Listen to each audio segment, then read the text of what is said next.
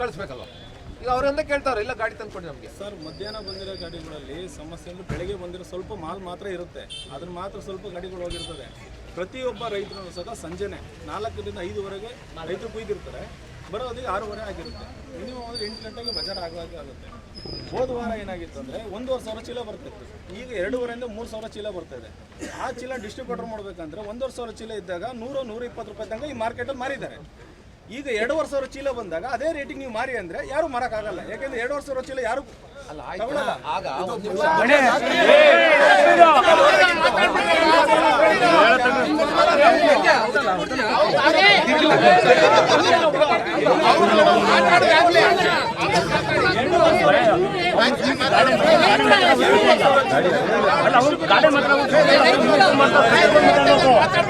ಯಾಕಬೇಕು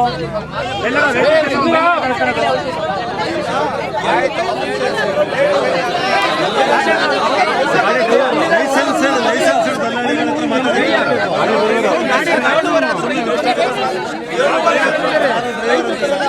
rate ಆಗಲಿ ಅನ್ನೋರು ರೇಟಿಂದ ಹೊರಗೂ ಇದ್ದಾರೆ. ರೇಟ್ ಆಗಲಿ ಅಂತ ಬರೋರು ಇದ್ದಾರೆ, ಅದರಿಂದ ಮುಂಚಿತವೂ ಬರೋರು ಇದ್ದಾರೆ. ಈಗ ಮಾಲ್ ಕಮ್ಮಿ ಇದ್ದಾಗ ಡಿಮ್ಯಾಂಡಿಗೆ ಹೋಗಿರುತ್ತೆ, ಮಾಲ್ ಜಾಸ್ತಿ ಆಗಬೇಕಾದ್ರೆ ಡೌನ್ ಆಗೇ ಆಗುತ್ತೆ. ಒಂದು ಕೆಲಸ ಮಾಡ್ರಿ, ನಾಳೆಯಿಂದ ನಿಮ್ಮ ಮನೆ ಕೂತ್ಕೊಂಡು ಮಾತಾಡ್ಕೊಂಡು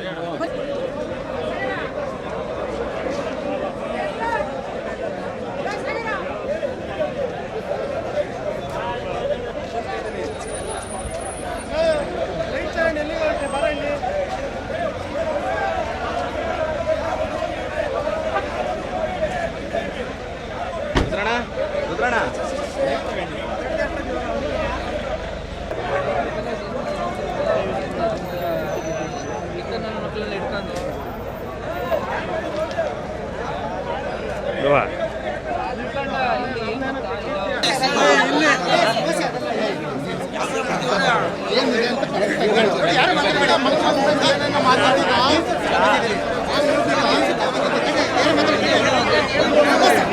ಮಾತಾಡಿ